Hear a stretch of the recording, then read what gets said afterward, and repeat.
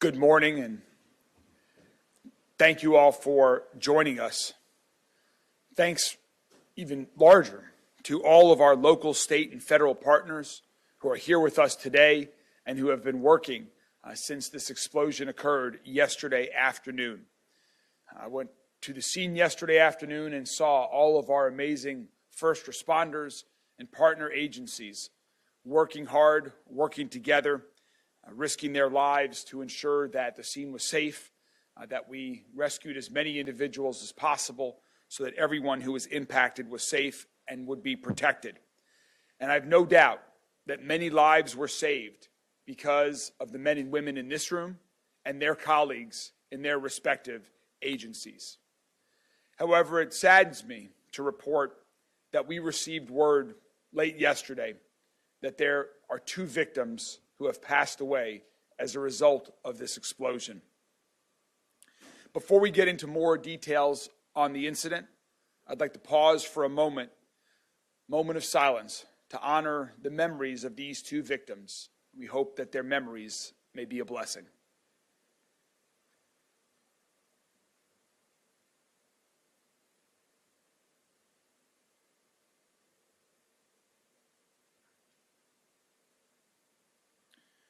Thank you very much.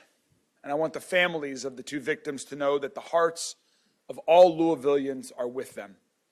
We will be here to support them, to keep them strong during this difficult time as they face challenges in the days, weeks, and months ahead. I know that there have been some reports about one of the victims' names. The families of both of the victims have asked at this time to please respect their privacy. And so we are encouraging the media to comply with the victims' families' wishes at this time. This is an incredibly sad and tragic incident. These 2 individuals who have passed went to their job in an ordinary day to provide for their family when the unthinkable happened. The first victim who passed away was transported to U of L Hospital and died as a result of the injuries sustained in the blast. The second victim was found in the rubble late last night as Louisville firefighters went back into the building late last night to confirm that everyone had been accounted for. Initially, we had all been told that at the scene by the business, we'd been told by the business that all of the employees were accounted for. Tragically, that was not the case. The Louisville Fire Department is taking the lead, as they have since yesterday, and so to share more information about what unfolded yesterday and what's going on at the scene right now, I'd like to first introduce Chief Brian O'Neill from the Louisville Fire Department. Chief O'Neill. Thank you, Mr. Mayor. So 3 o'clock yesterday afternoon, we started getting multiple 911 calls about an explosion. Firefighters responded to the scene swiftly. We had companies on the scene within about 3.5 minutes. They found an area that had obviously dealt with a tremendous explosion. This was a business that is known to us. Our companies do a very good job of inspecting their first alarm area. They know what's out there. So we knew right away that we were dealing not only with a fire, but also a structural collapse and also a hazardous materials incident. These are 3 disciplines that we all train in, so they were prepared to handle that, but you need to understand that it makes things extraordinarily difficult. We got extra companies to the scene swiftly. The first companies that arrived made a very aggressive interior attack, not only to extinguish the fire, but to search for victims. They assisted several victims with evacuation, and we found 1 victim that was partially buried. They got in there, took tremendous risk to get to him and get him out. As the mayor mentioned, we did end up having a second victim, so you need to understand that despite any reports that we have, if our firefighters respond to a vacant and abandoned structure, they treat it as if it is occupied and they search everywhere they need to search. And that's what our firefighters did in this business yesterday. And they continued to search everywhere that was possibly tenable. We're dealing now with an unstable building that has partially collapsed and could collapse further. And we're dealing with an unknown at the time of hazardous materials release possibly. But our firefighters are still going to take that risk and search throughout that building. They searched everywhere that they safely could and did not find anything. As the time went on and we secured the area, it was made evident to us that there was another person that was not found. So our firefighters got back in there, searched into an area into the center of the rubble, found where he was located. Our structural collapse technicians came back out. This is a discipline that has to move very slowly because of the potential for a secondary collapse. They set up shoring and everything to take care of that, and it took several hours to finally get to the victim and dig them out, but we want to make sure that that family has closure and that we have respect for those that we've lost. It was about a little after midnight last night that they got them out. Going forward, when you look at this scene will still be in our control for some time going forward because there's going to be an investigation to exactly what happened. I know many of you are probably concerned, say what actually happened, why did it happen, and I'm going to apologize in advance. We don't have those answers immediately. That is going to be a part of the investigation. We're very grateful that ATF has offered their assistance in this, and they're going to bring a team in to give us assistance. We have a lot of great resources locally, but we are not so we are humble enough to know that if we can get help, we're going to take it. So that'll be going on through the next couple of days. So we will still be in charge of that site. Air monitoring was set up from the get-go, not only in the immediate area, but the entire vicinity to make sure that we're keeping the community as safe as possible. Throughout this incident and even continuing on, we have not had any issues with air monitoring. We have not found anything that is hazardous or of concern. If there was, we wouldn't have had our firefighters digging through the rubble. So no, we will continue to do that as we go on. And that as far as causes, as far as anything else going on at the scene, that's all going to be part of the investigation. And I'll pass off now to the Director of Emergency Management, Jody Myman, to talk a little more about that. Thank you, Chief O'Neill. So Chief O'Neill mentioned something about getting inundated with 911 calls, and just to put it into perspective, on Monday during the same time period, a 30-minute window, we received just under 100 911 calls, and that was a normal day type of number of calls that were coming in. During the same 30-minute period yesterday, it tripled. It was almost 300 911 calls between our admin lines and our 911 calls that came into the 911 center just on the other side of this wall. This obviously became a multi-agency coordination and a coordinated response very, very quickly, not only with our local responders, but our state and federal responders to come in and get through the actual initial part of the incident and then figure out what's next. This posed a lot of challenges. The initial response, they had to avoid debris that was in the road, that was in the neighborhood. You had neighbors that were coming out wondering obviously what was going on, confronting the first responders about potential damage that they had with their dwellings. We had a massive amount of power outages. I can't thank our local utility partners, MSD, the water company, and LG&E for all their partnership and their work yesterday. We've been notified this morning that all power has been restored except for the site itself. But again, this posed a lot of challenges. Just getting into the scene with the narrow access of the roadway, with the number of fire apparatus, EMS, police, and all the other responders that were getting in there. So this posed, again, a lot of challenges to all the first responders. We did identify this morning, we initiated a shelter in place. We did knock on doors. We only evacuated about a 1.5 block area to the people that were directly involved, and it was mainly because they couldn't shelter in place because their windows were broken out due to the explosion. So the firefighters, some of the firefighters that weren't assigned inside the building knocked on doors. We got the people that needed to get out of the area to a certain location where they were safe. We did identify that we did have an issue with our lens alert system. It did go out to social media, and it did go out to anyone that's subscribed to the Smart 911 app. But there was what we're leaning towards a human error on the text and emails, and we're looking into that internally here at MetroSafe. Thanks, Jody. Thanks for your and your team's response, along with all the other agencies that are here with us today.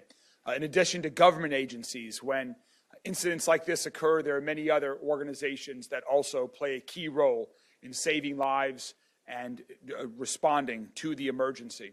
And one of our great partners that we are so fortunate to have here in Louisville is U of L Hospital and U of L Healthcare.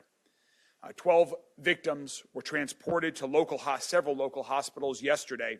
And so I want to thank all of the doctors, the nurses, all of the medical staff that treated these individuals. There is no doubt that between the work of Louisville Fire Department and all of these medical professionals, that lives were definitely saved yesterday. The most seriously injured at the scene were were transported to U of L Hospital, our regional trauma center, who does incredible work every day of the year to keep people alive and keep people safe. So for an update from U of L Healthcare, I'd like to welcome Dr. Jason Smith, who runs their trauma center there at U of L Hospital. Dr. Smith? Thank you, Mayor.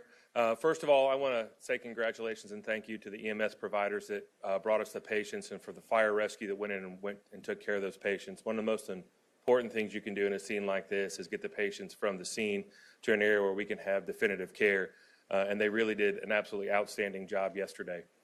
7 patients were brought to University Hospital yesterday following the incident.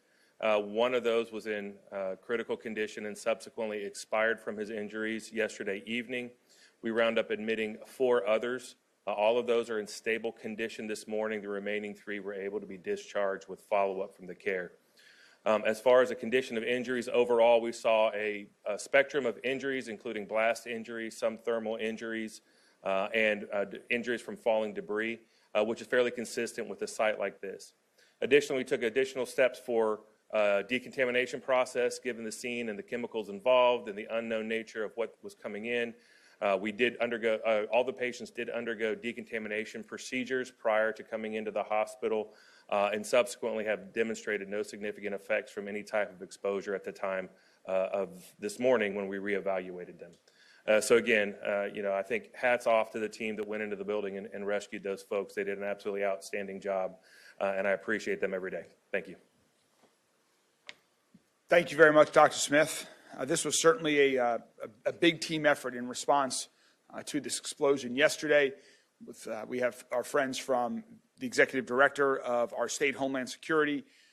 Josh Keats is with us here today at the state level. They were working closely with all of our local agencies, and also there was federal agencies involved as well. One of those agencies is the Bureau of Alcohol, Tobacco, and Firearms. Their national response team is on the way today. However, yesterday, immediately in response to this explosion, local officials from the ATF were there as well. So I'd next like to introduce Special Agent in charge of the ATF, Sean Morrow, to share a little bit about their work yesterday and today. Well, good morning. My name is Sean Morrow. I'm the Special Agent in charge for the ATF's Louisville Division. Before I get started, I do want to echo the Mayor's comments and extend our condolences to the families who lost their loved ones yesterday, and also to let the other victims know that we're praying for their speedy recovery as well. Yesterday, special agents and task force officers from our Louisville field offices responded to the incident in the Clifton neighborhood. ATF is the federal agency that's primarily responsible for administering and enforcing federal laws pertaining to explosives and arson. In carrying out those duties, ATF has gained extensive experience investigating large explosives and fire scenes. Our role in this incident is to support the Louisville Metro Fire Department and their lead investigators in the Arson Bureau, and to help determine the cause of yesterday's explosion. Metro Fire and Arson Bureau are the leads, and ATF is in a support role. We've deployed ATF's national response team to the scene, and they'll begin their work a little bit later today. The NRT has significant experience with these type of investigations. They are experts. They have some unique capabilities for these type of incidents. The teams are made up of ATF special agents, fire investigators, explosive specialists and bomb technicians, chemists, structural and electrical engineers, medics and canines, and also intel analysts. They have lots of tools at their disposal. They're very well equipped to handle a scene of this size. ATF's role is well defined. We're providing technical assistance to the city to help determine the exact cause of the incident, and we'll make sure that Louisville has all the tools they need to get the job done. Thank you, sir. Thank you so much, Mr. Morrow. We know that as a result of this explosion, many homes in the area were damaged. We're asking folks who live around this incident site, around the Payne Street location, and whose homes may have been damaged, please do not remove any debris that's in your yard. Please do not touch any of the damage. We ask that you contact MetroSafe immediately. If you have debris in your yard, if you believe your home has damage, please reach out to us at 574-2117. Again, please call MetroSafe at 574-2117. Getting a handle on all of the debris is going to be incredibly helpful to all of the investigators as they piece together what happened yesterday. And additionally, if you have damage to your home as well, please call MetroSafe. Of course, you should also reach out to your insurance company in addition to that as well. Some individuals yesterday who lived near the explosion site were displaced as a result of the explosion. I also want to thank the American Red Cross that is with us here today. They were at the hospital yesterday with some of the victims and their families to provide resources to them as they do after disasters such as this. We are incredibly fortunate to have such a strong organization like the American Red Cross here in our city to support individuals who are impacted in times of crisis like this. A few other agencies that are here with us today that have been with us there since the beginning of our first calls received that I want to thank and are here if there are any questions to answer. I want to thank LMPD. LMPD did a fantastic job responding to the scene, ensuring that the scene was safe, and also connecting with the victims, and their victims' advocates have been wonderful with the families of those that have been impacted. We also have the Air Pollution Control District, the APCD, is here with us today in case there are any questions. I want to give a special thanks also to Councilman Andrew Owen. Councilman Owen was with us at the scene yesterday. He was providing comfort and speaking with employees that were inside the building at the time of the explosion, and also reaching out to neighbors who were impacted by the explosion to ensure that Louisville Metro government was providing whatever support and resources we could. So again, a giant thanks to Councilman Owen. We're also very fortunate to have great partners from the Greater Louisville Central Labor Council. Todd Dunn, the president of the Greater Louisville Central Labor Council, is here with us today. The Greater Louisville Central Labor Council is reaching out to impacted employees to provide them with some cash support given the impact this has been to their life. This was not a union facility, but still to support other working families from the Greater Louisville Central Labor Council is greatly appreciated. Thank you, Todd, to you and your colleagues. Again, just a great reflection of the support that Louisville entire city has in moments of tragedy like this. We're also joined by Metro EMS, who immediately responded to the scene and is with us here today. MSD, that has been with us on the site since yesterday. OSHA is here with us as well. And I mentioned Executive Director Josh Keats from State Homeland Security earlier as well. Finally, I would like to say that we have been in contact with the leadership of the company where this plant did occur. They are not with us here this morning. They did ask me to pass along to express gratitude to all of the first responders who responded and have been impacted by this explosion. They will continue to communicate directly with the media, is our understanding. That is a lot about what we know at this time. We wanted to continue to provide the information that we have as soon as we have it so that everyone is in the know. With that, that concludes our prepared remarks, and we are happy to take any questions that the media might have. Maybe we should just start on the left here, and we'll move across the room. Paul? Who's the lead investigator? Is it Louisville Fire? Yes. Chief, Yes. based on the damage, how confident are you you'll be able to find and determine the cause of this? When you're dealing with a large explosion like this and such a massive amount of destruction, it's going to be difficult. But again, our people are experts in this. We have the assistance of the ATF, and we have, what you're basically trying to do is to reconstruct that as best you can. But I'm not going to sit here and guarantee that we're going to be able to point a finger and pinpoint something exactly. But again, these people are good at what they do, and they're going to come up with some good answers. What hazardous materials were known to be at that location prior to the explosion? Sure. So we have continuous inspections of things in the area. So immediately upon the scene, we knew exactly what they had in that building. But when you're looking at an explosion, we don't know what's been compromised and what hasn't. So that's where our monitoring comes in. So again, we're monitoring the area, we're monitoring not only the air, we're monitoring any of the runoff because, you know, the sprinkler systems had activated. We have our fire hoses to help extinguish the fire. We monitor that for any type of other chemicals. We did not find any evidence of any release of anything hazardous, not only in the air, but also that. Now, as far as what they had on scene, it was the typical things that you would expect for a company like that. It was potash, it was aqueous ammonia, which is a diluted solution. It's a few other things that they put in here, but again, this is something that would be typical of any other similar type of company of this type. Why did you go back into the building around midnight? What new information did you have that anybody would have? So again, we get there on the scene and we are going to immediately aggressively enter. We're going to search everywhere that we possibly can. Even after we're getting reports that everybody had been accounted for, we're going to double check everything that we can. At that point, every place that we could have safely searched had been checked.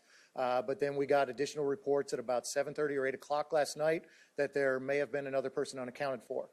So we sent some of our structural collapse technicians back in there to very carefully search through an area. In an area that was completely covered in rubble, we did find where that victim was. And at that point, again, trying to show dignity for the family and to make sure that we take care of everyone, we sent our people back in. It was about a 3.5-hour process to safely get into that area to get to that person and recover that victim. Can you say anything about what that report is that you got? Again, it's just dealing with the plant and with their personnel. And once they came back to us and said, because initially we had heard that everyone had been accounted for, but they said they had found somebody else that was not. Yes, sir. What do you say to the long-time people who have lived in that neighborhood, who have gone through this before, who are saying this plant should not be in a residential area? To that's going to be something that's going to have to come through the vet, and that's outside of the purview of the fire chief. Can you also clarify the numbers? Do we know 2 are dead? How many others are hurt altogether, if you exclude those who passed away?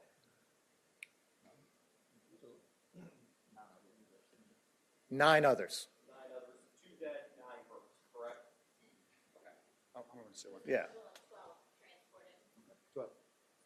Yeah, 12 transported, 2 victims were deceased. And also going back to your previous question, I want to make very clear, we hear those concerns of the neighbors loud and clear. We definitely, today is not the day to have those conversations with the company. We are focused on the victims, their family, finding out what happened, providing support to all of the victims' families. But we hear the concerns of the neighbors loud and clear, and that certainly will be something on our mind as we talk about the future. Yes? What was the communication like between Louisville Fire and the company with determining victims and people unaccounted for? Well, at the scene early on, we were advised that everyone was accounted for. The company was accounting for all of their employees, and as the chief just mentioned, we originally thought, based on the individuals who had been transported to the hospital, along with the other individuals that the company had accounted for, we thought everyone was accounted for until later in the evening, as Chief O'Neill just described. Is it confirmed that there are no people? Again, that is our understanding. You'll have to, the company is not here this morning. They were invited to this press conference. They are not here this morning. You'll have to ask the company that. All of our understanding is that everyone is accounted for at this time. Correct. They were found, as the Chief O'Neill said. Unfortunately, that victim was found in the rubble when they went back in last evening. Do you believe that victim died in the initial explosion? Again, I want to say something for our firefighters that had to go in there and the things that our people see day in and day out. There was a tremendous level of trauma to this victim, and it was completely untenable in the area that he was found. But again, to show the dignity to the family and to the victim, they still went in there to in a dangerous situation in the middle of this collapse to recover that victim. Do you know how many structures at homes and businesses are damaged from the explosion? So we don't have a count on that. Certainly, if people live in that area, we encourage them, get in touch with your insurance company to do investigations on that. The insurance experts are going to be able to assist with that process.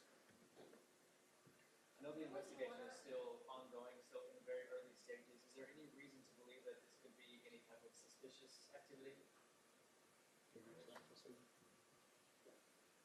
So as we mentioned earlier, ATF's deploying a national response team. Part of their response is to help Louisville Metro Fire determine the actual cause. But we have had an opportunity to speak with some of the plant employees that were there, witnesses in the neighborhood, and also it's been broadcast, there's some surveillance video of the actual explosion. And so we don't have any reason to believe at this moment that there's any type of nefarious activity. But again, we want to make sure that we have a thorough investigation, and we'll find out what the actual cause was. There was an order after the last explosion 20 years ago to rebuild in a certain way. Did that happen? And did this explosion happen in the old part of the building or the new part? So, secondary to that 2003 event, that dealt with a solid anhydrous ammonia that is no longer on site. That was not dealt with here. The only thing we can speak to that is that our inspections of that plant over the past several years showed no other issues. As far as the location, I'd have to go back and double check and see the exact locations.